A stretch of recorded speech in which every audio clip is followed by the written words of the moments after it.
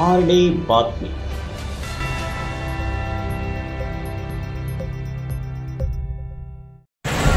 उमेदवार अनिल भोसकर आणि सोबतच आमच्या सर्वांचे ओबीसीचे आपल्या सर्वांचे नेते या राज्याचे नेते नानाभाऊ वाटणारे या ठिकाणी उपस्थित आहेत. आणि आज आमचा जवळपास 15 तालुके या ठिकाणी आम्ही फिरत आहोत.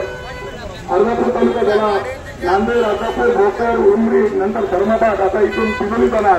त्यामुळं या येणाऱ्या विधानसभेला कुठल्याही परिस्थितीमध्ये आपण वंचित बहुजन आघाडीच्या उमेदवाराला या ठिकाणी निवडून द्यावा. या नायगाव विधानसभेमध्ये मी आहे आणि लोकसभेचे उमेदवार म्हणून अविनाश भोसकर आहेत. आमची निशाणी गॅस सिलेंडर आहे. या कुठल्या कारण एससी आणि ओबीसीचं आरक्षण वाचण्यासाठी आता कुठल्याच पर्याय आपल्याला राहिला नाही.